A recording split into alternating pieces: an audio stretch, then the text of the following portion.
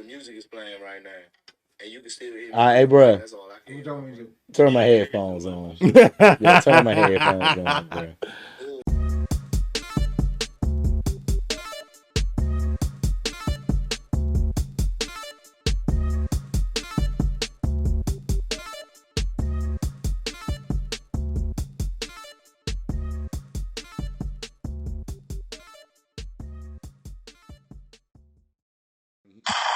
Figure it out.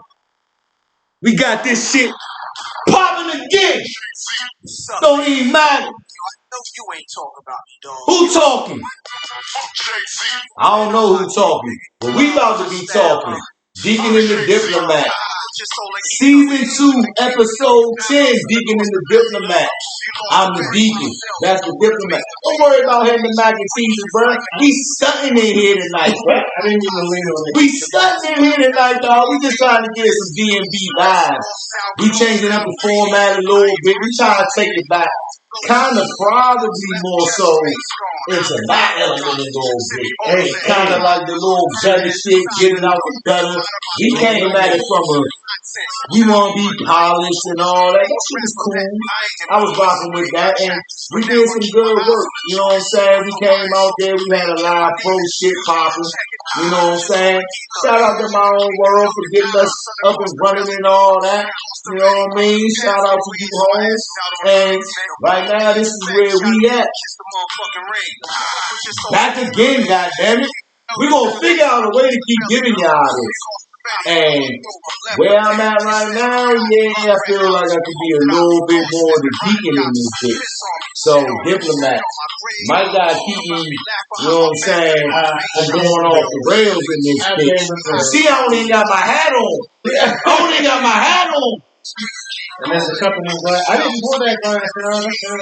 Oh, nah. And first, we're going to start off with a quick little PSA. I'm going to probably have to stop the music too. You hear Ethan, Nas, Ethan. We're going to go over the regulated minutes. Hold on. Hey, let me pause now. See it Jones real quick. So we don't go into the copyright infringements and utilizing shit too long out this. We don't want to do all that. But tonight, though, we have definitely listened to y'all. We got feedback. Thank you for everybody that supported us. Like, comment, and subscribe, share. The Deakkon and the Diplomat YouTube page has grown since we started this. We appreciate y'all tuning in. We still need y'all love. I don't know what he's over there doing. I'm trying to take my Yeah.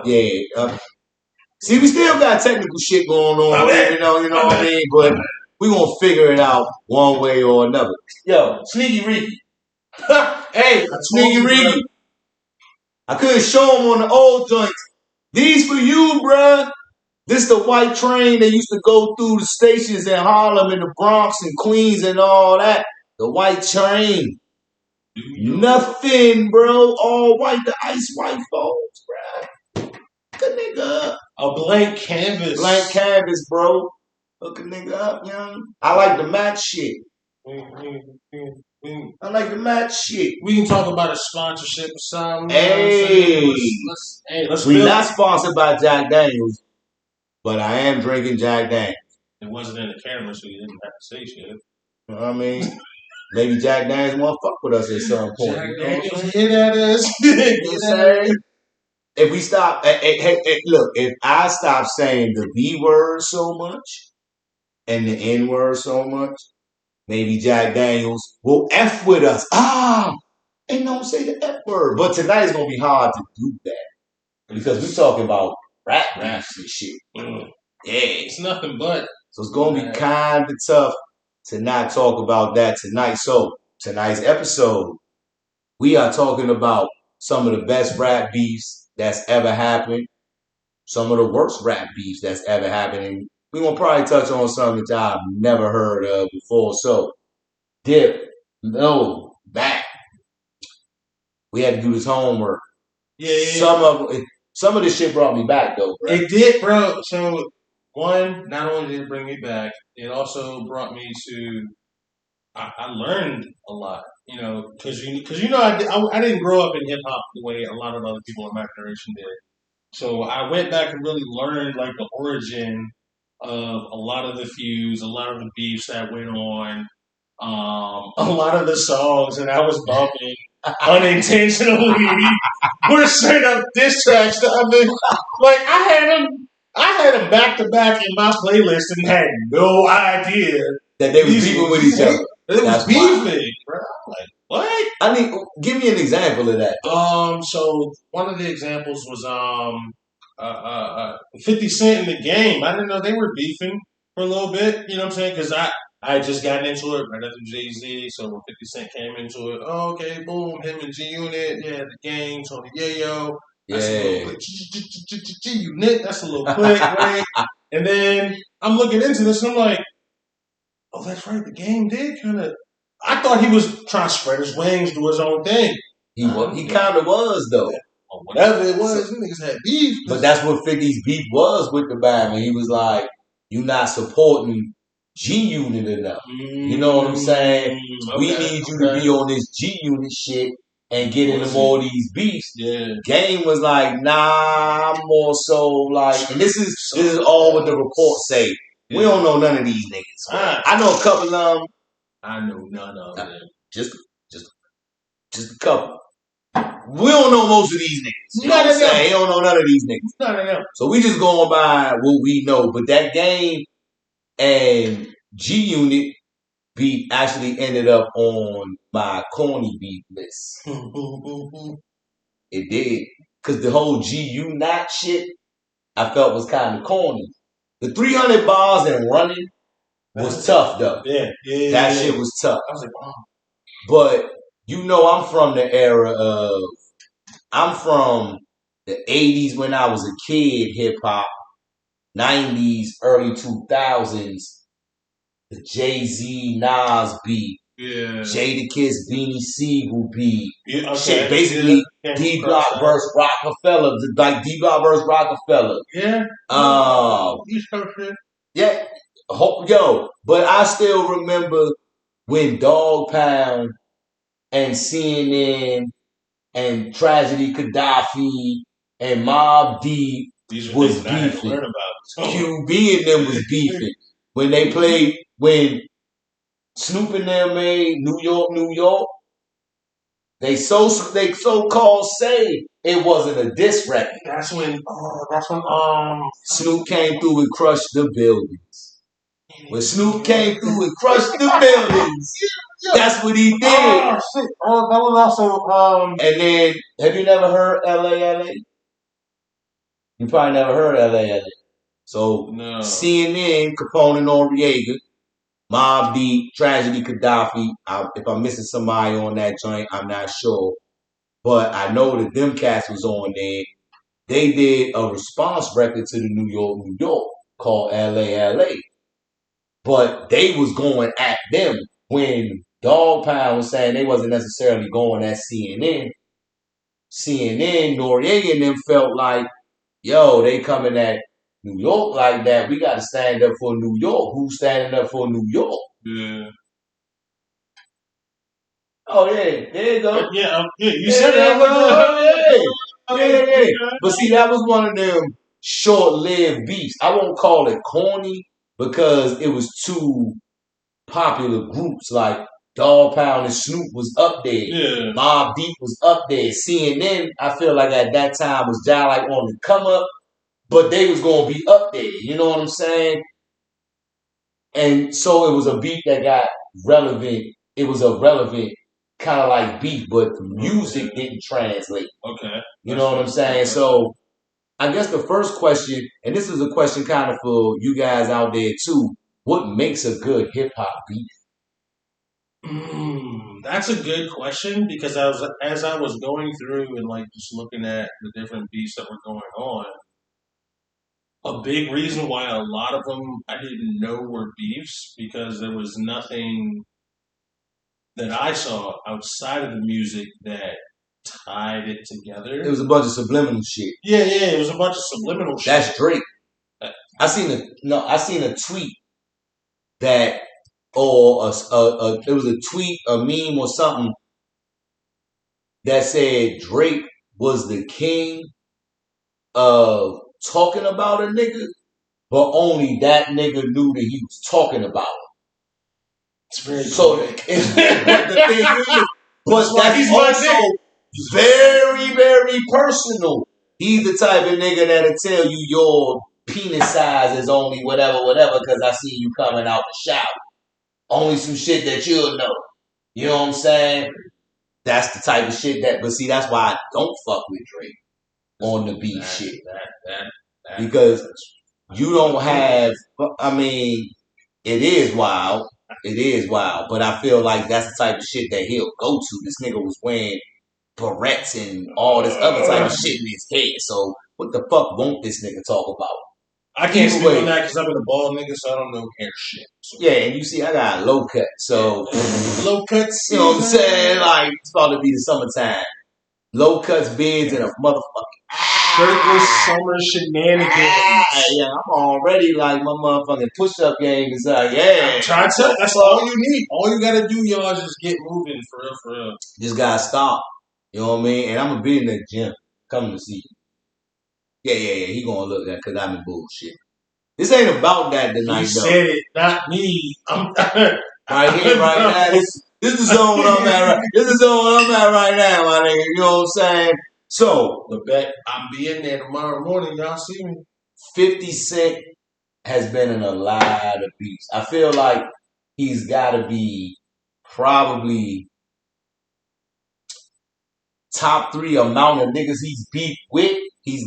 I would say he's number 1, but I just want to make sure my facts are correct because I want to be able to speak facts. What's number 1 in terms of how many niggas that he actually beat with? Because I feel like some of the people he just kind of picked up beat like on Twitter and shit like that. You know what I'm saying? Both inside and outside of it. Right. So matter of fact, let me step over here real quick. Because I feel like 50 got some of the 50 do got a bad diss record. 50 does have a bad diss record. And it's against my mans in them who I feel like is the fucking king of the beef is Jadakiss.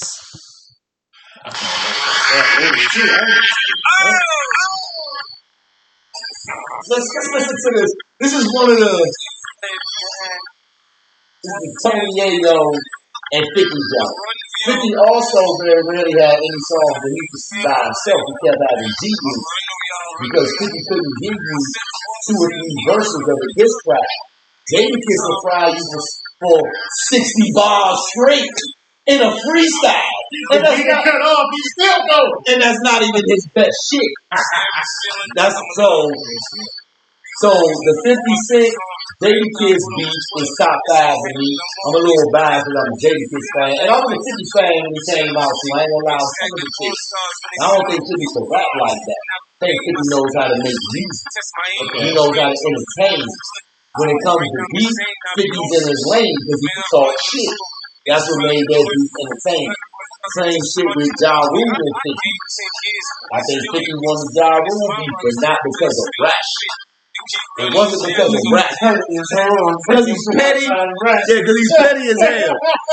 Because he's petty as hell is why he won that beat. For you to spend that amount of money on all them seats just to make sure they were empty. So this 200 seats. That's just, I got bread. I got wait. I got clout. Wait, not even just 200 seats. It was the front 200 seats. Correct. The most expensive seats you can get at a concert. Correct. This nigga bought this shit out. The shit is wild. Hey, young. The shit is wild. What is also wild is we can't get sponsorship, but we gotta listen to this sponsorship shit. Sponsorship shit. Because I just want the music to play. Because this is one of my favorites. Jadakiss, if you want to sue us, bro, I ain't got millions of dollars. But this is one of my favorite verses you ever did. Because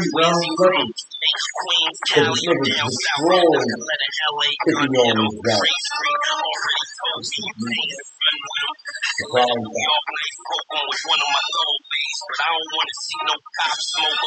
Somebody tell Paul he died and get ready to auction off the car. He dying. This nigga destroyed him. So I encourage you guys, youngins out here, especially this generation that's listening to beats that niggas are apologizing. Because that's what sparked this. This is what sparked this. Come on. No, I want to hear your perspective. So I want to introduce before you say your perspective real quick. Go listen to the Jadakiss 50 Cent beef if you just want to listen to some pure, unadulterated hip hop beef. You just like shit like that. I'm a Smack DVD fan, so I come from the DVD area. I'm motherfuckers streaming everything. Look, if you want some good beef, go do some old 90s, early 2000s hip hop beef where niggas actually was beefing with each other and it didn't necessarily have to turn into bloodshed. There weren't apologies though. So offer your perspective though, my nigga. My perspective is y'all know J. Cole. Anybody who's a fan of J. Cole, you know J. Cole.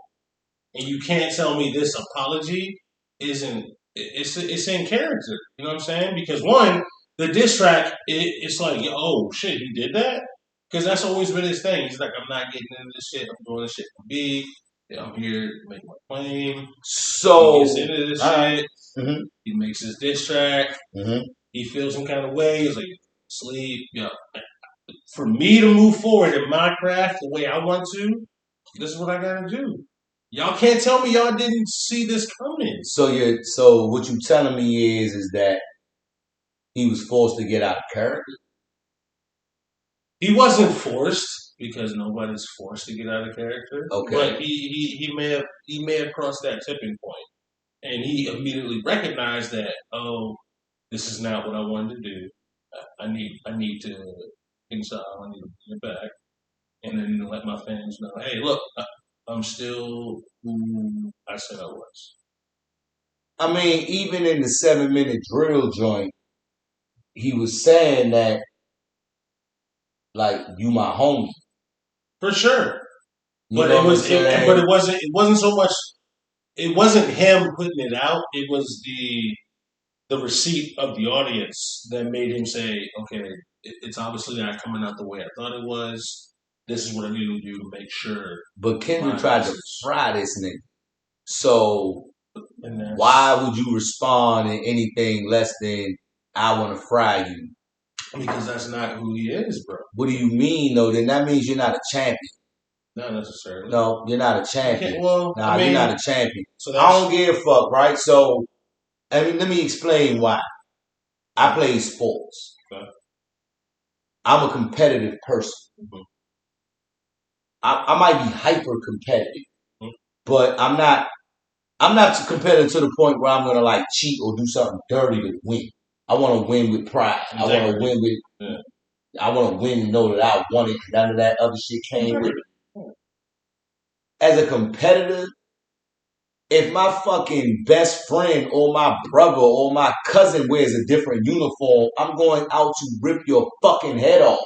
Mm-hmm. In between them lines. Now, behind closed doors, we could sip Jack Daniels. You know what I'm saying?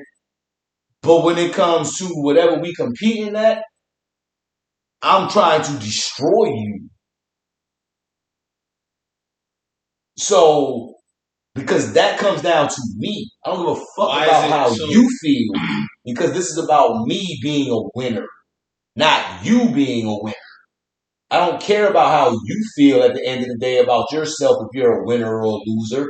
I have to feel good inside of myself that I'm a winner. So my question is, if that's how you feel, then why is it so bad that you beat? Well, I don't want to say that. I was going to say why is it so bad you person, but it's not. Why are you so focused? Why would you apologize for winning?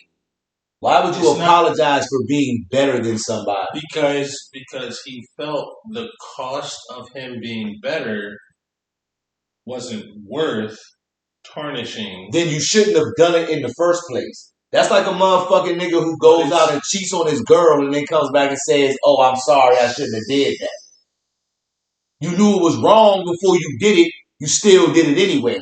So, if your pride got challenged to the point where you stepped out of character, why the fuck wouldn't you be the most competitive you could be?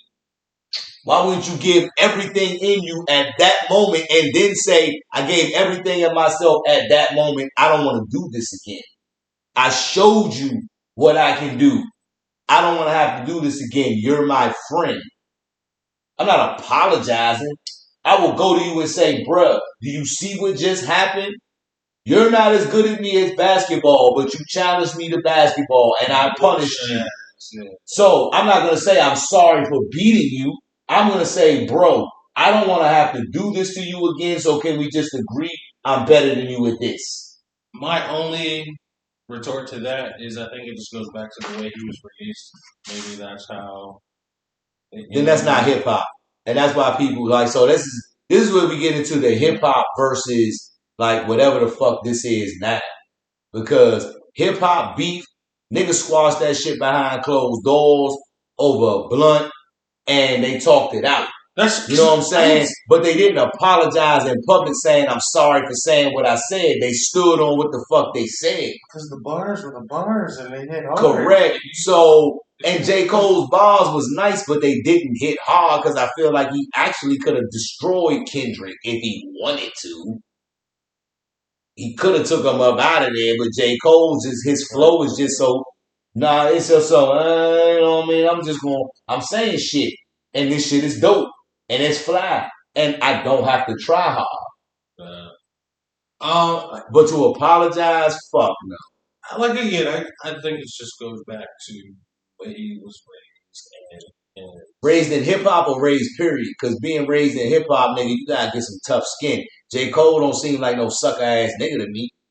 The way he was raised, period, in terms of like being polite and I guess the same way I was. I don't know, bro. I can't explain it. It's just I don't. I don't get where it's coming from neither, young. Because I feel like this is where testosterone is lacking in society. That's not. I feel like this shit is kind of lacking in society. If niggas is apologizing for saying what they feel in a world where people who are not qualified. So wait. Can I finish my? Go ahead. That's right. No. Go ahead. Sorry. I was gonna. So it's not so much about him apologizing. It's not just. This ain't about J. Cole. Because what I'm saying is about the society, not just J. Cole. Okay, so it's about fucking people in general being fucking pussies. Mm-hmm. This is a pussy ass generation. Whatever the fuck is going on right now, where everybody is about their feelings. Oh yeah, this shit's annoying. Yeah, because it's all about their feelings, but they don't take anybody else's into account. That's J. Cole. Trigger. It's triggering for me too. J. Cole actually triggered me, like not that he gives a fuck about my opinion on it, but it's just my opinion on it. Yeah, but it was coming from an era of hearing niggas like Jay and 50 Cent rip each other apart. Fat Joe and 50 got a lot of them.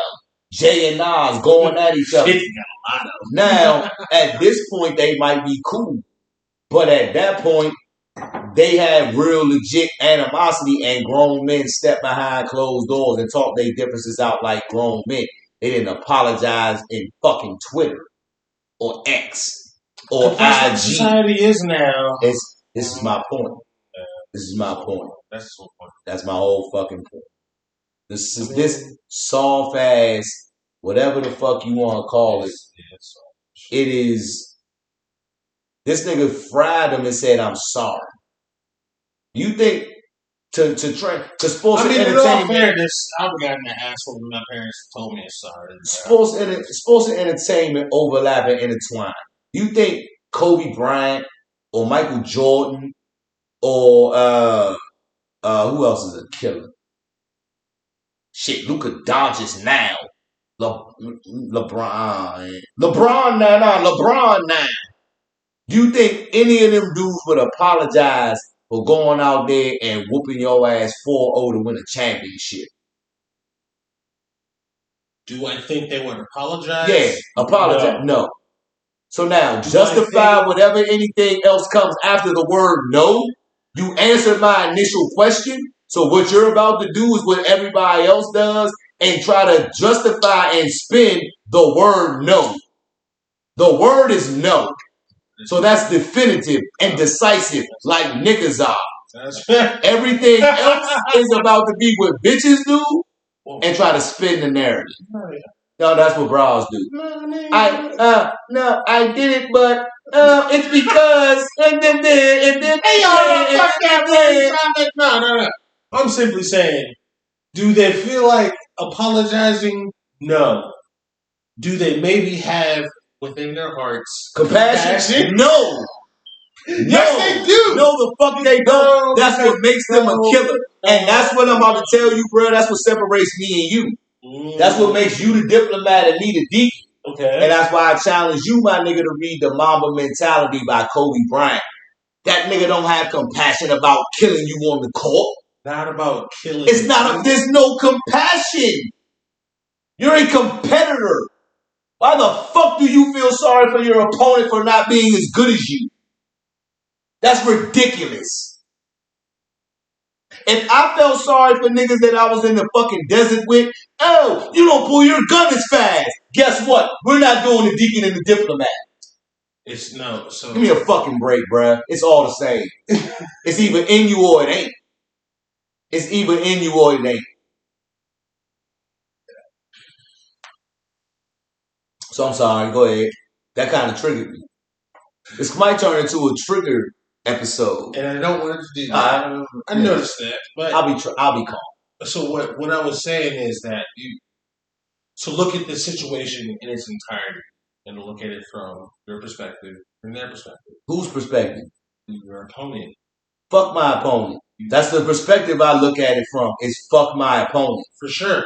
But to be strategic, the strategy is fuck your opponent so you can destroy them. That's the strategy. Fuck your opponent. Sun Tzu's The Art of War. The basic premise is to destroy your opponent. The different ways you go about that is still the same end because decisive is decisive. All the other shit is the fucking, what do you call them? The little under things that came under when you had to do a paper in elementary school. When you had to write a rough draft and you had to write a thesis statement and a blah, blah, blah, blah, blah. Sounds familiar. It's one topic and all this shit you put underneath it is to support your topic. Yeah. Do I want to win the game? Yes. Okay. Everything else after that strategy is to win the game. Right. So who fucking cares if it's compassionate? It shouldn't be compassionate because your ultimate goal is to win. Why do you have to win with compassion? You can win with grace. There's two different things. Right. I can be a gracious winner and be a killer at the same time. Right. Kobe Bryant always shook his opponent's hand, but he went out there to put up fucking 70 on you every night. Yeah, but him shaking their hand is a sign of compassion. No, nigga, it's not a sign of compassion. That's sportsmanship.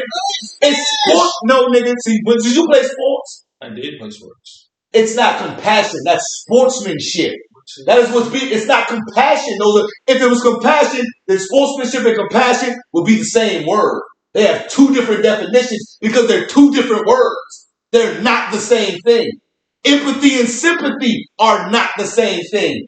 I'm empathetic for people that I've been through shit for, that I've been through the same thing. I can sympathize with that you're crying, but I can't feel empathy for you because I haven't been through it.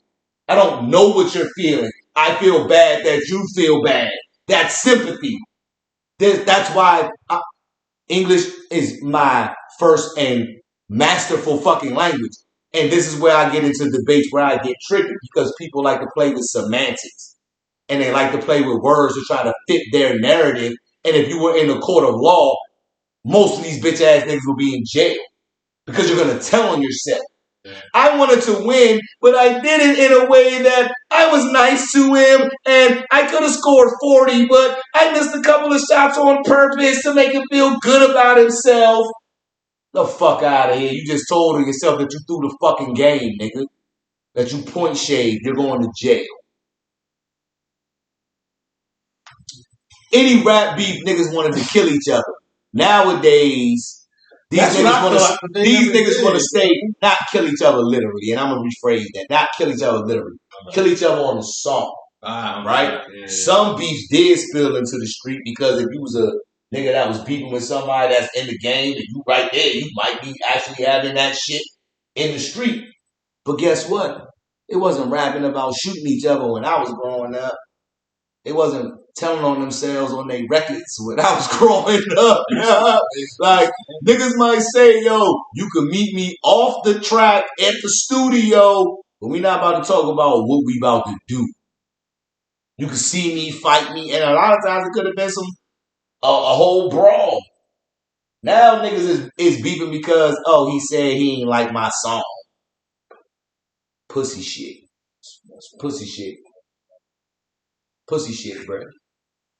So it leads me kind of like to some of those corny ass motherfucking beefs that I was talking about. I kind of think this J. Cole, Kendrick Lamar, lyrically this beef would be vicious. If them niggas, and it's funny because if they actually sat down and was like, yo, let's make some money. Right? Let's just put this whole beef shit out and make this money. Let's make this with new Jay-Z Nas shit. They could fucking market this shit for a while. At least all of 2020. What happened to verses? Why not do a verses against each other? Instead of apologizing, why not do a verses? They still do. Do they still do verses? That's not where his head at. That's not where his head at. So I will say this. I will say that, in my opinion, J. Cole's not a killer, and that's okay. It's okay for him to be that guy. Yeah. Stay in your lane, all of that. Yeah. I'm perfectly fine with that. J. Cole's not trying to be anybody other than himself. The apology, though, in a beef where Kendrick played it like Kobe. J. Cole, to me, played it like LeBron. Kobe didn't care about making friends. He wanted to win championships. LeBron, I feel like he wants to be a Hollywood star. He wants to be the face of the league. Whoop, whoop, whoop. He wants everybody to like him. But wasn't a sports guy, so I had to wait. That makes sense. But from what commentators and broadcasters and shit like that say, and all the memes and all that compare LeBron to Jordan, they saying that people don't respect LeBron. I'd rather be respected than everybody fucking like me. I don't give a fuck if you like me. Okay. You can respect the fact that I'm going to stand on my word. I'm the nigga that I am. I don't care if you like me for that, because if you don't like me, that means I'm doing something right, because we're going to have to sometimes have uncomfortable conversations. You can't be a boss if you want everybody to like you. There's no way you can love yourself. No, there's no way you can love yourself if you want everybody to like you. Everybody can like you, and you can still love yourself. If you care about whether or not they like you, you can't love yourself, because you're going to try to fit into what everybody. That's what narcissists do. We're not going to change just the narcissists, but they mirror. No, because they'll mirror you and like love bomb you and all that, because they don't have a personality of their own. You know what I'm saying? So they're going to try to make you feel like, oh my God, I met my match, because they're going to act just like how you do. It's kind of a whack psychology, but this ain't tonight's psychology. I had a whole motherfucking like joint plan, and we got way deviated. That's right. So some of the old school beefs that I want to touch on for you youngins that might not know, himself included, some of the famous joints back in the day, and it'll give you some context into what I'm talking about in terms of how people really came for each other. Okay. You know what I'm saying? And it also speaks to the quality of the bars and who's spitting it, like the level of rap it was too. Like, a lot of niggas can't rap these days, and that's part of the fucking problem. But that's for another show. They can rhyme, but they can't rap. No. What did Jay say? Jay was like, y'all niggas put words together just to rhyme. And that's what a lot of niggas do. They just put words together just to rhyme. When you're listening to it, it's like, that shit don't make no sense. When you listen to a lot of other niggas' bars back in the day, Ghostface Killer is one of my favorite rappers. Wu-Tang is my favorite all time. Ghostface said, yo, half the shit that he was saying didn't make no sense to him when he was saying it. It just sounded fly. And niggas was trying to dissect his bars to make sense out of it. Because the other shit that he said was 5% wisdom, slang editorials, you know what I mean? You really had to know what the fuck or have some sort of smarts or knowledge to put the pieces together. A lot of the time niggas was just talking about selling drugs. They just said that or robbing a nigga. They just said that shit in a fly ass way. Same shit, different day. Just different beat. On the track.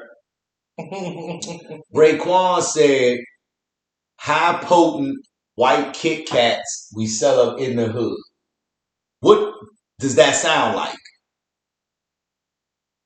High potent white Kit Kat. Oh my God. Yeah, ding.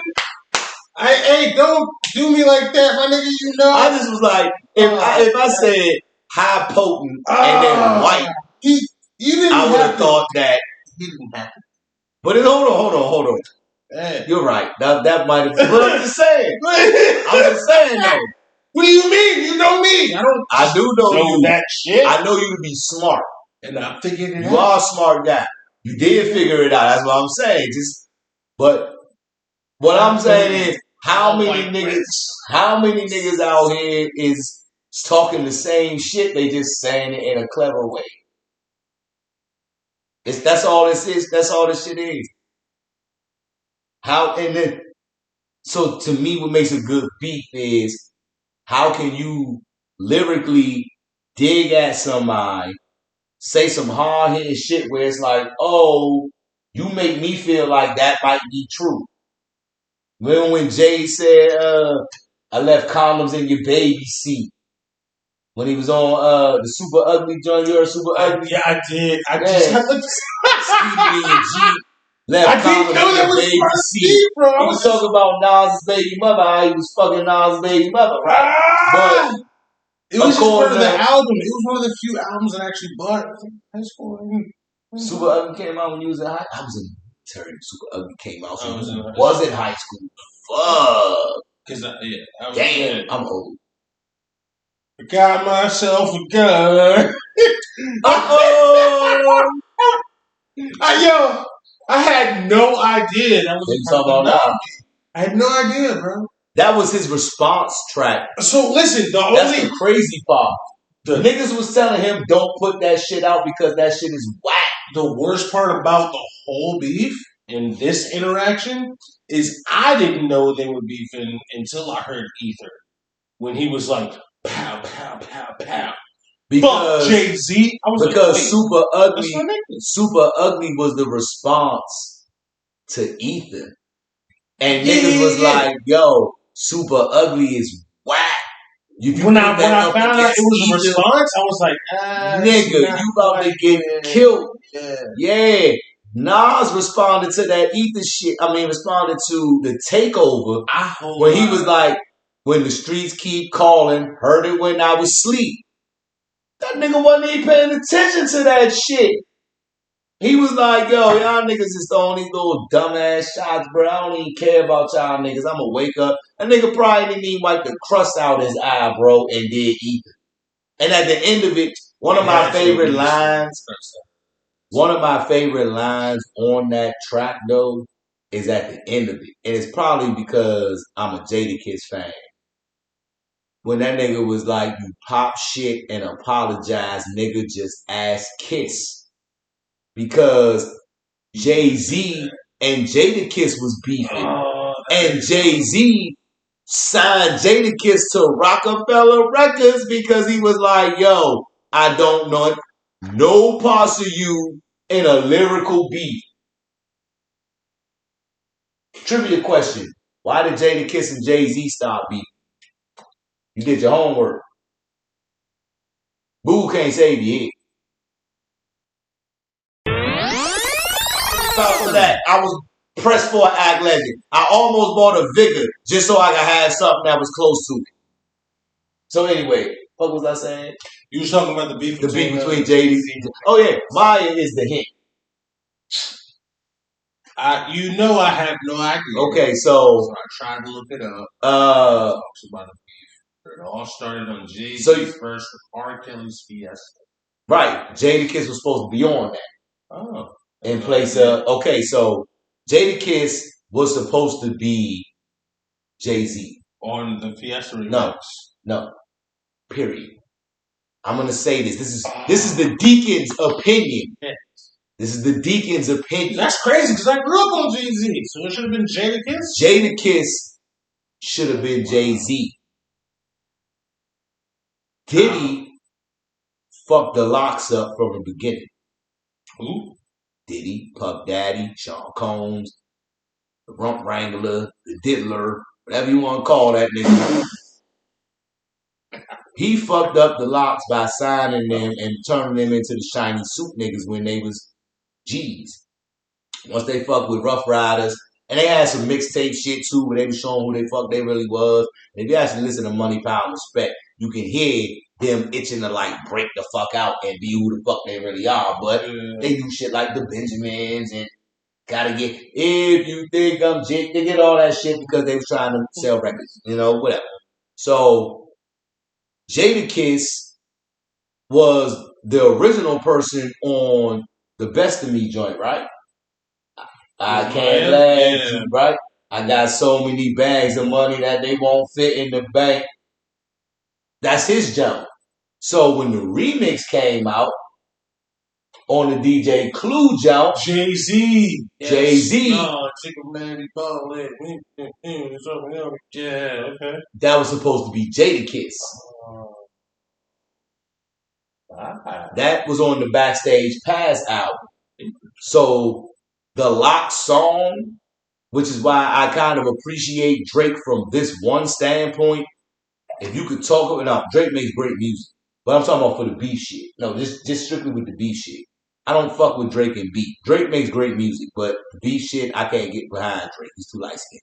So, maybe you can edit that out later. I don't know. We're gonna capture. Yeah, keep that shit in. No, fuck that. So, but I mean, I'm looking kind of shiny on this motherfucking camera, so I don't really got no room to light skinned niggas. Stand on that shit. He's chocolate as fuck on his head. Nah, stand on that shit. But stand on that shit, you light skinned ass niggas. Hey, what do you do? What do you do? The thing I fuck with about Drake is if you could make a nigga feel it and nobody else around you knows, that's like you standing in a room, right, and a nigga walk in with his girl. You know that you fucked his girl. Nobody else in the room knows that you fucked his girl. So all night, you can literally entertain yourself chuckling, knowing you fucked this nigga's girl. She was with me last Thursday. Yeah, and every time she sneak a little glance, you can do some stupid shit. You already stupid shit. Let me stop. Stick your tongue out. Grab your dick. All of that. Hey, you remember it? Do one of these, jump. Or just walk smack up to her and introduce yourself like you never fucking met her. That's what how y'all doing, nigga? That's what I would do. How you guys doing tonight? What's up, man? Yo, welcome to the welcome in. Yeah. How you doing tonight? You looking good. What's your name, man? Yo, y'all look like a good couple. Like shit, y'all look like y'all got that vibe going on right here. Dressed to the nines, y'all matching and shit.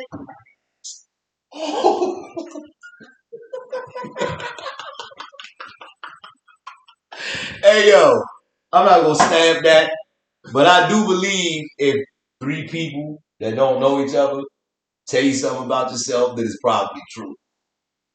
And I've been called an asshole on more than one occasion from more than 3 people. But listen, here's the beautiful thing about it. It's not necessarily a bad thing because it's required. Look. People call me an asshole because I don't let them get away with shit like saying no, but then they're going to justify the decisive decision. I'm a man. I don't know how else to be. I'm a chauvinistic man. I don't know how else to be. I make a decision. I live with it. I make decisions. I'm not an impulsive motherfucker. I make decisions with the information in hand. I don't know what other people do. You know what I'm saying? I don't care what other people do though. If it doesn't affect my life, bro, I really don't care. I care about I'm with you. yeah. So I guess we starting to talk about this psychology shit here. We're living in a generation of fucking narcissists, self-centered ass people.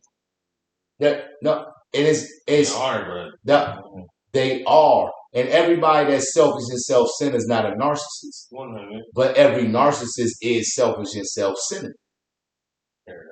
You know what I mean? Some people out here, like most rappers that are famous, most athletes that are famous, people will say, "Oh, you're a narcissist." You're not a narcissist because you have boundaries. Because you say, "I'm not going to be disrespected." If you tolerate disrespect to me, you a sucker. That's not compassion. That's not empathy. That makes you a bitch. Because you can have compassion for somebody when telling, but no, it makes you a bitch. I'm not referring to women as a bitch. I said I was going to chill on calling female bitches. Niggas acting like bitches. I got no cut card for them. You a bitch. Point blank period, yeah. Point blank period, yeah. Like, you feel bad for telling somebody they need to respect you. You should feel bad at the fact that they feel like they can disrespect you. The fact that you even have to say anything should make you feel fucked up. I gotta really ask you to show me respect. Like, that's crazy. And most people that can't show respect don't get respect. So they don't have any self-respect. Oh, wait a minute. I said that wrong. They don't have any self-respect, so they don't get respect. They just go along with the fucking program. They the same motherfucker that every time somebody asks them for $1, they reaching in their pocket to give them $1.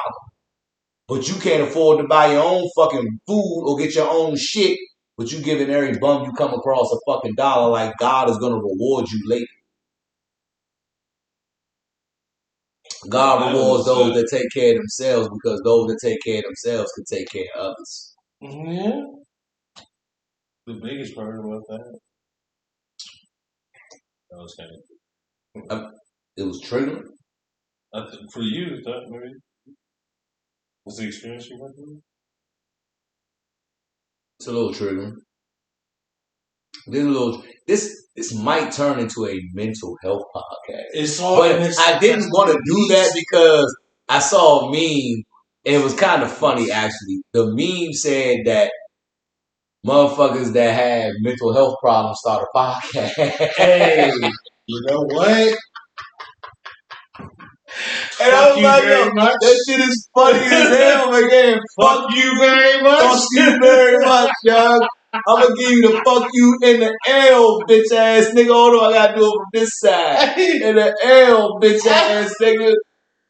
I do got mental health problems. I have PTSD. I have zero issue saying this shit about it now, but I hid behind that shit for so long, and it kind of turned me into an a-hole. It just did, bruh. A lot of this, you know what I mean? A lot of trying to cope and party and stay active and all that and not deal with the demons that I had. I made a joke plenty of times that people fight their demons, but I drink mine the other day. And then the sad part is that the next day when you wake up, the demons is the one picking your ass up from under the table. Oh my God! You know what I'm saying? Oh, that's like, yeah.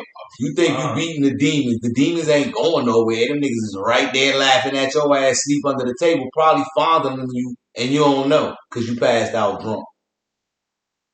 Yeah, stop fucking with your demons. This ain't Fuck that. Hey, you don't think Diddy house possessed with demons, nigga? I mean, Your demons are out to destroy you. I'm not that.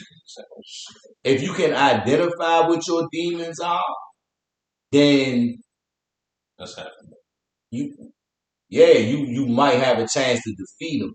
The other part is, do you got the discipline enough to go about that? That part.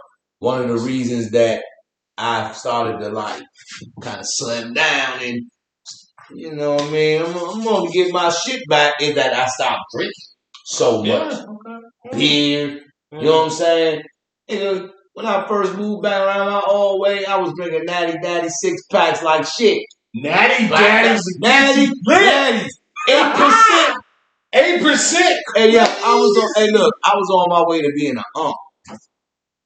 Like, yeah. 8%. I was on my way to being an ump, bro. I had to catch myself. Not an ump, nigga. A ump. And everybody in the DMV know what an ump is. You remember that video that Kevin Gates made when he was like, "Hey, did you decide to get slim and lose weight?" Yeah, I was holding my partner, baby, and trying to suck my breast. I was like, damn. Hey, Maybe niggas need to do some shit. So if it's that bad, we might need to do something, bro. Listen. Since you brought up Kevin Gates, let's talk. Let's take it back to the hip hop beat, yeah, because it don't matter what the venue is. Niggas don't stay on topic for shit at all. Yeah, we tend to go wherever the fuck this joint goes. If you tune in, you love it. We love you. So yeah. This is gonna be for the people that's watching, the commenters. We're gonna have a poll put up.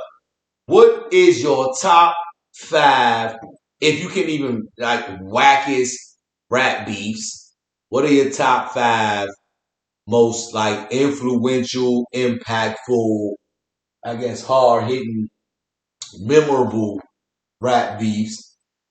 We encourage everybody from my era, 70s, 80s, 90s, 2000, all the way up until now with Kendrick Lamar and J. Cole beefing. Because I still don't know. That shit's...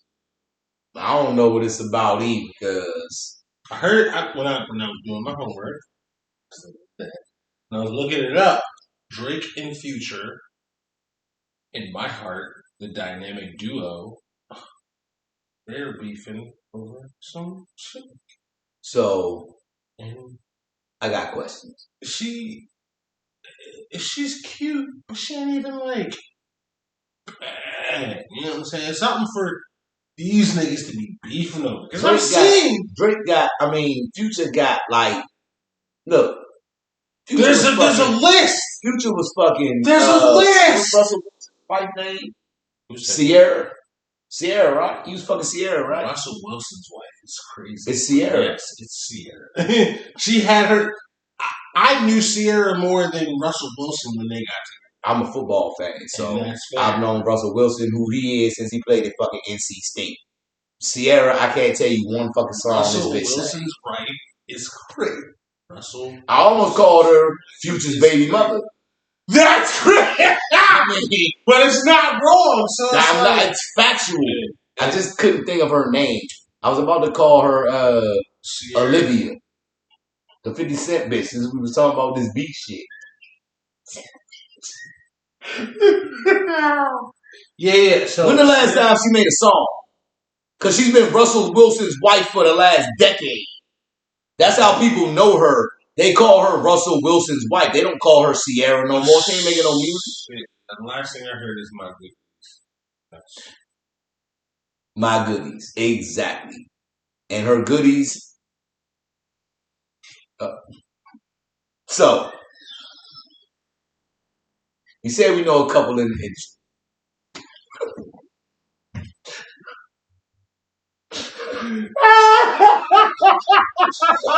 I'm sorry. Hold on. Hey, look.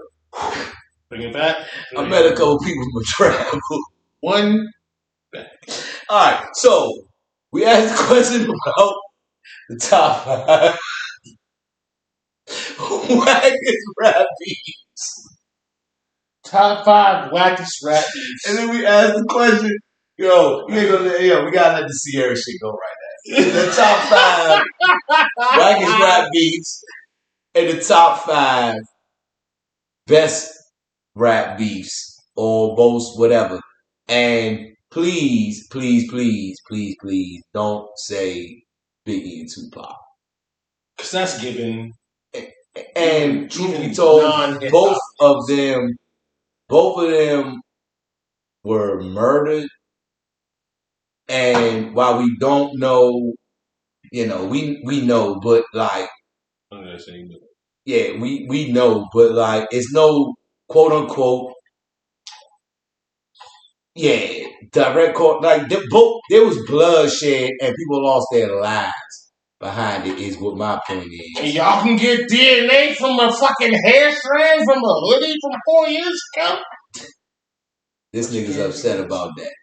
Because it don't make sense. It's not even I'm upset about it. It just doesn't make sense for those grown men. This is what I'm gonna say. Grown men shouldn't be beefing over words. Yeah, you know what I'm saying. And the rap beefs, it's cool. It's definitely entertaining. I love the competition and shit. If niggas don't like each other, that shit makes it even better because you really gonna go at each other. You know what I'm saying? But Pac and Big lost their lives. Whether it had anything to do with the beef, there were separate incidents. There was other things behind the scenes, and all these people talk about interviews and shit. That's not what we talking about. Like, we don't want anybody to lose their life over much of nothing. You know what I mean? Unless you're a pedophile, then all bets is off. Or rapist, all bets is off. Yeah. We're gonna do a fucking gun review episode just for pedophiles. Yeah. We're gonna review arms. You know what I'm saying? Like, let's get it. I'm with it. Anyway. Did you see the video when I think it was Benzino? he was on a podcast and he got upset and started crying because every time he goes anywhere, the questions they ask him are about him.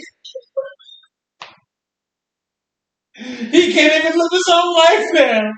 Like, his life is nothing but Eminem shit. Like, I couldn't imagine. Benzino versus Eminem was one of them beefs. Eminem versus Child like everybody at one point, though. I didn't even know about the nigga Cannabis, and he was kind of nice. No, Cannabis was nice. But what M did, apparently it did solidify the nail of his career. Yo, so after that, that's a great segue actually, because there's a beef with Cannabis that makes my personal, and shout out to Complex Rap Hip Hop TV, Cool Rap, and Rap Radar for the research that was done in terms of like what we needed, some of the facts, the dates of when they happened, some of the origin stories and the background about why they happened. Shout out to those sites for providing that information. But that was one of the ones I kind of like didn't even really know was happening. J. Cole versus Cannabis, bro. What? Yeah, exactly. Probably nobody that's listening to this shit remember. What? Exactly. Nobody knows about this supposed beef. So J. Cole paid homage to Cannabis is what started the beef. And basically Cannabis, I guess, saw an opportunity to get back in the nigga never was really in the limelight. Like Cannabis, you never heard of the nigga. So it's like never until this shit. Yeah, so it's like it's not Cannabis had like a song or two.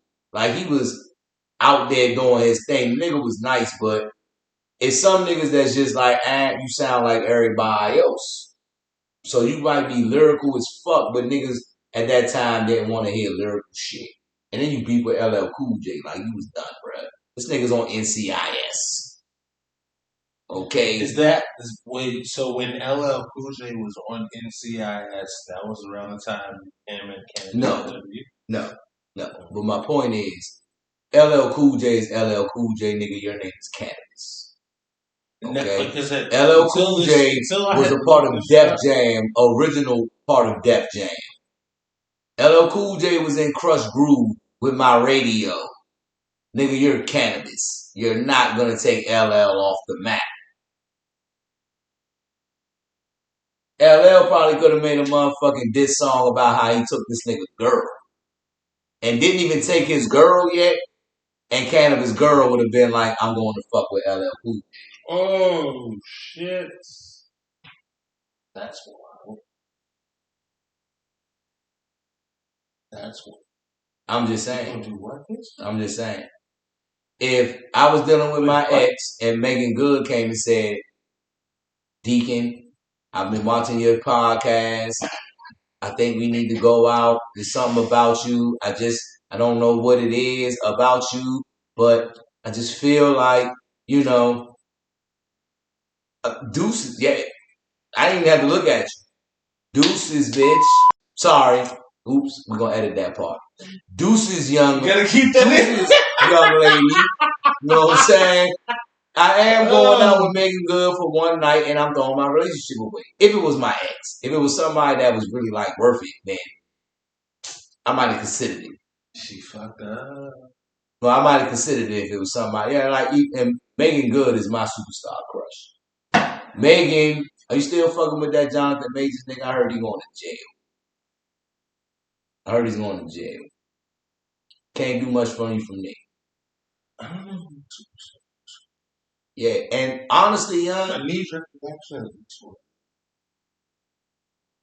I don't want nothing from you, Megan. I don't need your money. I'll still go to work. That might not work for you. You know what I'm saying? You might want a nigga around and you be like, damn, I'm making good and this nigga manages, a fucking furniture store or whatever. But like, Gym, I'd be good to you. You know what I'm saying? I guarantee you my face will be between your legs. Edit. Hold on. Edit. But we gonna keep the shit for the behind the scenes because this nigga wild as fuck. I don't look at him like, really? Hey, I didn't mean to try to holler at Megan through the podcast. But it was in his spirit, so I had to let it go. It is in my spirit, though. So yeah. do your thing, bro. It is in my spirit, though. Hey, sweetheart. Yeah. Anyway, got it. We've been on here for almost over an hour. So quite a while. Real quick, I'm about to run down my top 5 favorite rap beefs. Mm-hmm. I don't know if you have any. I'll chime in because I'm new to this shit. So I'm gonna say it. I got a little bit of, and the reason why, and I'm gonna give you the corniest jokes. But this is something we can pick up on. Again, next week, this is actually kind of fun. We went a little bit of everywhere. Yeah. So, my favorite one was the Rough Riders versus Rockefeller beef. That was my favorite. That was your favorite? Okay. Yeah, because, and the reason why is because both of those crews were at the height of hip hop at the time that they were beefing. Yeah, they were, yeah. They both had heavyweight lyrical niggas in their camps that also knew how to make songs. But they were from the mixtape beefs. Like, I just randomly showed up at my man's house that got recording equipment. I'm about to drop a fucking 60 bar freestyle real quick, throw that shit on YouTube, and we about to spark this joint off. Mm-hmm. So, like, pound for pound, I feel like, or bar for bar, that beef was the best because they literally had songs. You literally could, like, they would be around each other, like, the Backstage Pass soundtrack or the Backstage Pass tour, Locks was on that with Rockefeller. Rough Riders was there with. They was like basically co-headlining, so you thought everything was sweet. But Beans and Jay, and Jadakiss was beefing. Well, Beans and Jay was beefing with Jadakiss, and it got everybody involved. Yeah. You know what I mean? The whole state property was involved in the beef. The whole D Block was involved in the beef, even though it started off Jadakiss and really Jay-Z.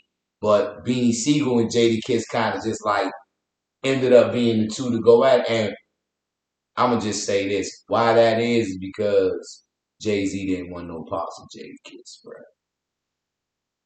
Didn't. He didn't. I came across that in my circles too. Styles P destroyed Jay on his own song. It's off the Hard Knock Life Volume 2 joint. It's called Reservoir Dogs. It's got the Locks, Beanie Siegel, and Sauce Money on there. So that song to me was Rockefeller versus Rough Riders. Sauce Money is Jay's man. Beanie Siegel was on Rockefeller. And that was like one of the first songs that I heard Beanie Siegel on. One of his first features on the Jay song was the Reservoir Dogs joint. But he also had the Locks on there. So Styles on that, in Styles' verse, Jay wanted them to come to the studio to do the song, and apparently the Locks had just came back from out of town or off a tour or something. So Styles wasn't really in no rush to get to the studio. So when he gets there and he drops his verse is about Jay-Z. The verse starts off, I don't give a fuck who you are. So fuck who you are. I don't care about the pretty bitch that wash your car. I don't care about your block or whoever you got. I don't care about your album and whenever it drop.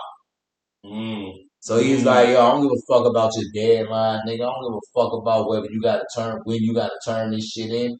We just got back off tour, play the song. Oh yeah, you said Play the song, Reservoir Dogs. You can put Styles P verse up there. It's probably about 2.5 to 3 minutes in. That's crazy if I'm right. You said it's about 2.5 to 3 minutes in the Styles P verse.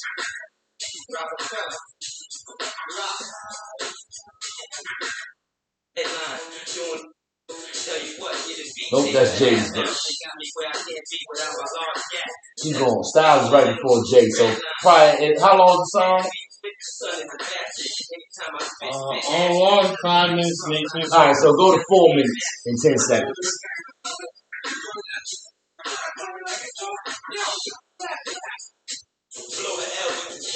Go back a little bit. That's Styles P right there. Ride or die, nigga. All right, fuck it. You want? There we go. That's the beginning of the verse right here. I don't care about your album and whenever it drop. I don't care about your past. If I did, I would ask. That's what he was talking about. He was rolling up with Jay because they just got back from being off tour, and this nigga was trying to tell him to come to the studio. And he was like, yo, fuck that shit, we ain't rushing.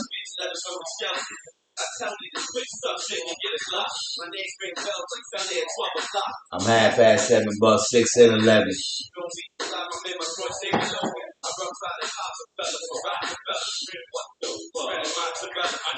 He changed it. A Rough Rider Rockefeller from Rockefeller. Instead of from, they changed it to for. So now you saying you banging for your niggas instead of popping a nigga from Rockefeller. I should have been we should have been reporters. Investigative journalism, baby. Investigative reports. So that was crazy. That was my favorite beat because there's actually like tangible shit and real animosity where niggas didn't like each other. Now you might get along, but a lot of people do shit for the masses. You'll get along in front of the camera and it makes it look like everything is sweet.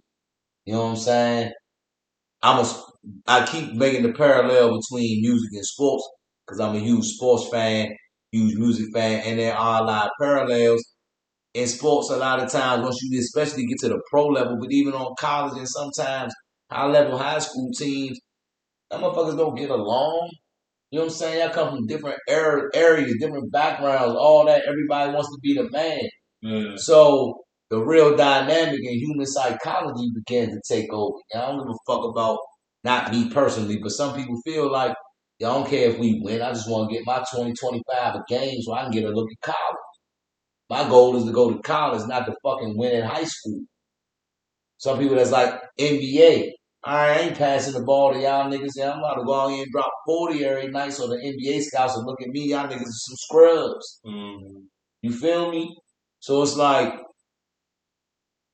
I don't know, man. There's just a line, and I feel like in hip hop it shows it. We talked about the J. Cole Kendrick shit. I feel like J. Cole aired on the side of the beta male. Kendrick came at it like an alpha. I still feel like Cole's versus better. Cole's verses are better because, all right, I'm gonna use a very Neanderthal analogy. Once again, two niggas standing outside. They fighting over one girl. Neither one of these girls, that's girl is not neither one of these dudes' girl. They met her at the bar. They just both like her. The beta dude is like, yeah, she's attractive. We shouldn't be out here doing this in front of her. Like, we need to chill out, yo. Like, we need to act like grown men. And the alpha nigga is like, yo, I want her, nigga, and you're in my way. He knocks you out. Who the girl going home with? Oh, he knocks. Who the girl going home with? Even if he don't knock you out, nigga, who the girl going home with? She's not going home with the nigga who's like, oh, it's okay because she ain't getting fucked that night. She's going to have a conversation for an hour, 2 hours. They're going to talk about the universe and how they bond together and what her favorite flowers are and all this shit that don't do nothing but dry her pussy up. Because the alpha nigga took charge. And even if he ain't have to punch the beta nigga, he told the girl, come with me. This nigga's doing too much talking. You and I can go talk over here and leave this nigga standing here running his mouth because he like to hear himself talk. Because he like to hear himself. Because that's what niggas do. They like to hear themselves talk. They think they're so fucking articulate, so fucking intelligent. They're so eloquent.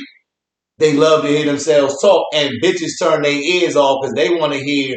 Ultimately, they want a nigga to say, I just want to fuck you. But they don't want a nigga to say that because in their mind, it's rude. But women love rude niggas. Stay toxic, fellas. Girls don't remember the good guy. They remember niggas that's toxic. They tell stories about the toxic nigga. They don't remember the good guy. They'll say, he's a good guy. They'll say he was a good guy. Oh, well, what made him a good guy? I don't know. He was just a good guy. Well, the nigga that was toxic, guess what she said? This nigga used to eat my pussy and then blow my back out and then start an argument with me. When I was coming in talking all that shit, he didn't even listen to me. He fucked me in my ass. Why is she saying it though? Because she remembers and she's thinking about it. And she's thinking about it. Yeah. She not thinking about the nigga that used to make her food. No. Now, I found myself in that. Hey, bro, I found myself in that predicament. Except I'm still the same nigga that will like do all that other shit too. It's just you can't really show no type of. It's sad, ladies. Y'all fucked the game up. Y'all fucked the game up. Bars. They fucked it up. Number one, too many of y'all women want to act like it. That independent woman shit, young. Why the fuck y'all want to be independent? The smart ones are like, yo, I want a man to help me pay my fucking bills. I want a man to help me do what? That's what they want. They want niggas to pay their bills, bro. No, they don't. Yes, they do. No, they don't. They want somebody to pay their bills. Ah. They don't want to do what it takes to get a man that will pay them. So thank you for saying that. And number one, you're right about how females act. And number two, you prove my point about niggas acting like bitches. And it's not even the fact of Goddamn, family sunshine. hey young, it's the whole men are now trying to justify why they're lame or why they're a loser. What makes you a loser is if you feel like you're a loser. Who the fuck cares what somebody else's idea of you is? You know my pet peeve, one of my pet peeves, because I probably got a lot of them, but like one of my pet peeves is when people preface something good with the word little. It's like hate. a little podcast. Your little podcast, your little spot. I meant to tell you, bro. People say that shit. People have said that shit when they come over here. Oh, I like your little spot. Hear me out. But nigga, you don't like where you live at. Hear me out. So I came across somebody that goes to the gym. They happened to come across her podcast. Mm-hmm. And they brought it up to me. And I was like, oh shit, okay, yeah. And she was like, yeah. How's your little podcast going? I was like, oh yeah, we're doing good. You know, making a few changes, trying to move in a different direction. Just trying to really hit our target audience. Which we don't have. And then I said, this is why y'all I say are our target audience. All y'all. But hear me out. All y'all people. Hear me out. This is why I say I'm always a gentleman. I may not always be the good guy, but I'm always a gentleman. After she said that, I was like, yeah. How's your little family doing? Cause she Whose little family? Your little family? Her no. Her little family. Oh, you asked her. How's your little family doing? Cause it's just her and her little one.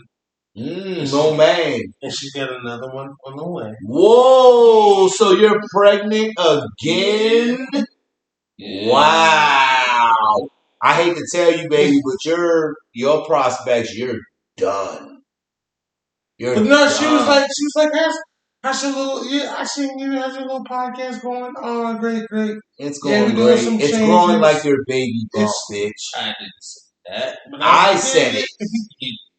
It's growing like your baby bump that you're gonna have for the rest of your life by a nigga that don't want you, or he would have put a ring on your finger and married you. Because every man on this planet wants to raise their child. I don't care what you say. Now, the dudes may look at it like, I don't want this child with the woman that I'm having it with. But every man wants to know about their seed and know about their child and raise their child. They don't want to have to deal with child support and running back and forth in court about custody, woo, weekend visitation, fighting and all. They don't want to have to deal with that BS. But every man on this planet wants to raise their child without fail. A motherfucker could knock a chick up on a one-night stand in Vegas, and if somehow, some way that man got word that that's his kid, that nigga's going to see her or him. I'm talking about the mom. Like, they're going to go see the mom, but like, they're going to go see that. Niggas don't just shirk their responsibilities. It's the woman that it's attached to. Go over there, lit. No, I am, but it was the last thing you said. You were like, see her or him. I was talking about a son or a daughter. Oh, okay. You get the kids. Yeah. That's what threw me out. What? I don't really speak in them terms, so I don't really think too much. I did say some no Diddy shit one time though, because that shit was a little wild. But we moving away from all of that shit right there. We ain't fucking with this Diddy shit no more. Until this nigga get arrested or charged, indicted, whatever. Something's gotta happen. Or if somebody else comes out and says, somebody's gonna come out and say this nigga raped. I already know that. You know what I'm saying? And unfortunately, it's gonna be a him. Why there's no like rap beefs against Diddy exposing this nigga? I don't know. Maybe he got too much bread. But how come somebody hasn't made a song talking about, yeah, he's been diddling niggas since the fucking early 90s? Diddling niggas. If Diddy did diddle niggas. Hey, look, I changed the topic. I changed the title of Stop Pedophilia in the Culture from season 1. The original title was Diddy Diddle You. Diddy diddle you? And I changed Diddy diddle you? I changed it because I really thought this Diddy shit was going away, Mo, but this Diddy shit's not going away. Oh my God, he's still here. He's still raping niggas. Allegedly, he's raping niggas. I might make a Diddy diss song. Yeah. Oh shit. To have a lawsuit of Diddy diddling. Hey, young, this is what I'm talking about. It's fucking crazy. Diddy has a diddle. He has a diddle list. Diddy diddling niggas. A diddle list, bruh. The diddle list is crazy. He's got a diddle list, bruh. I diddled him. Yeah, that's what they say. Look, the word diddle in slang means what? This nigga wanted to Did you diddle the dude? He wanted to go down in history, but not this way. Look, this is the reason why people always associate Illuminati shit with these motherfuckers. It's shit like this because his name is Diddy. ? Say it with a question. Say it like a question. Diddy? Diddy? Diddy? Did he? Diddy?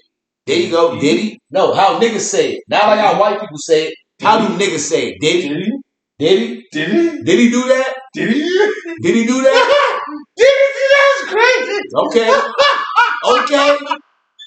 Come on, young. I'm the prophet, bro. Mosiah the fucking prophet. Now this ain't prophecy because he's already in the mix. But y'all niggas knew what it was. In the documentary, they even showed it where Biggie mom was like, yo, what type of grown man calls himself Puff Daddy? Puff Daddy? Puff Daddy. Think about it. Just think about it. Just think about it. If I was growing up in the rough and tough streets, I couldn't. Now, he changed his name from Puff Daddy because he was telling everybody that he sucks men's dicks. He changed his name from Puff Daddy to Puff Diddy. Now it's the question. Puff Diddy? Did he do that? Huh? Or did somebody do it to him? Then the nigga just went way off the reservation and changed his name to Love. You don't remember that shit on Twitter? I was never on Google it. He changed his name to Love on Twitter. I was never on Twitter. I'm just never on Twitter neither. I just heard it in the news. He changed his name to Love. And the nigga started wearing, he started getting perms and some more shit. And then he started talking about, I wish that I could love how I free love. We used to be like brothers. I don't even remember what the song was, but then he shouldn't rap. Because his tendencies come.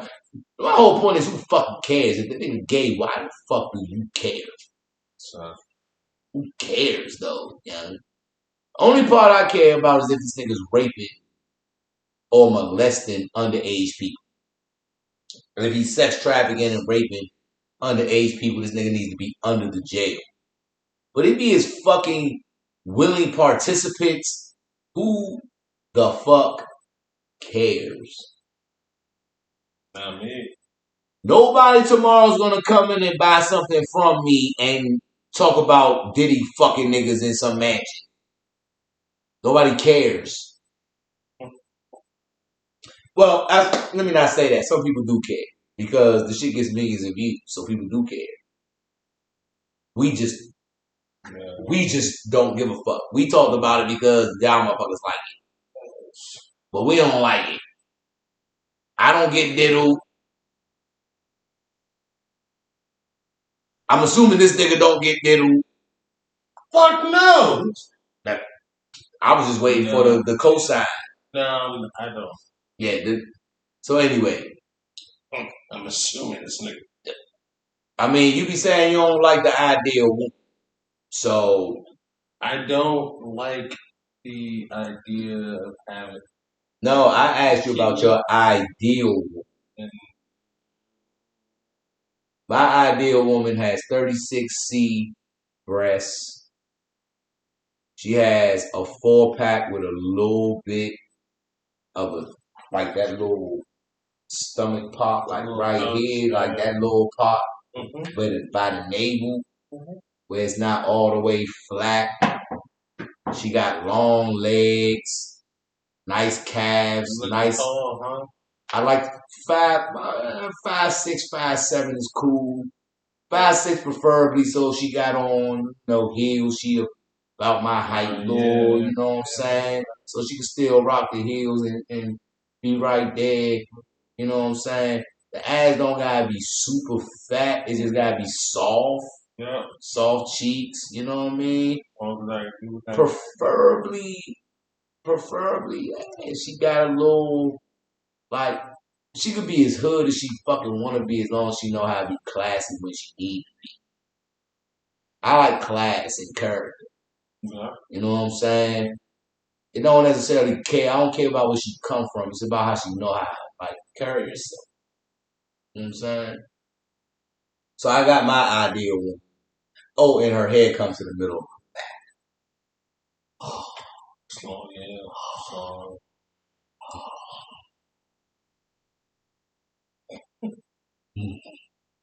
I was fucking with somebody. I ain't gonna say her name, but she know who the fuck she is. Her hair was long as shit. She mixed black and white. Oh, she was so fucking hair long as shit. But when she had that joint cornrowed and into braids, there's two shit.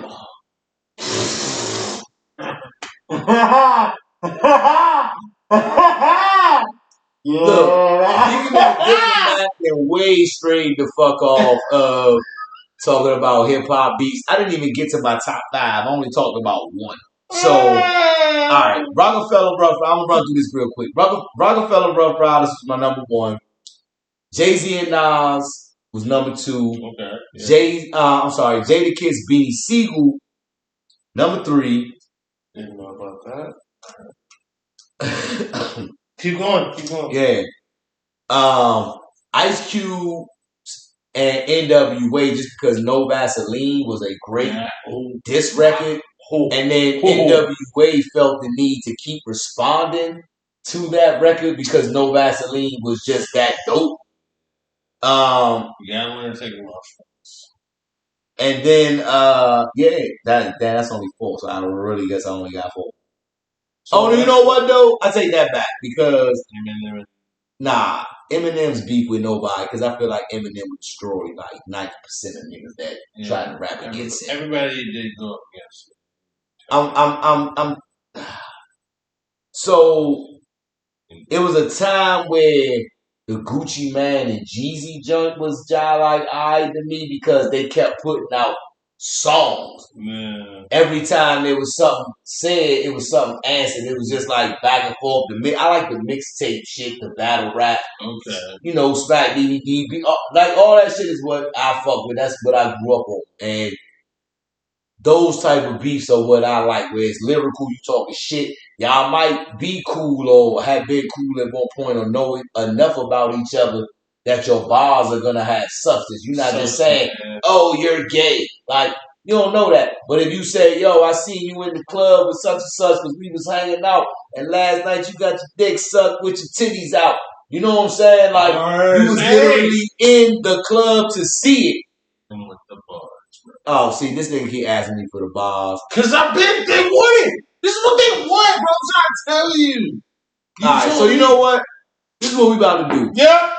We about to end episode 10 right now. Thank y'all for tuning in. I didn't get to my corniest whack beef list. We'll hit it later. We'll do that next episode, maybe. We'll touch on that. But what we about to do, we about to end this live, and then I think I got enough. I think I got enough. Well, we're gonna say it's live because they don't know it's not live, but maybe they do know. Oh, fuck, whatever the fuck. I'll edit it out. The live. Whatever the fuck we about to do. Deakkon and the Diplomat, we still here. That's the main thing. We're still recording. We ain't going nowhere. And in a few minutes, young, we about to do Deakkon and the Diplomat fucking exclusive, young. I'm gonna finally, I guess, drop some bars.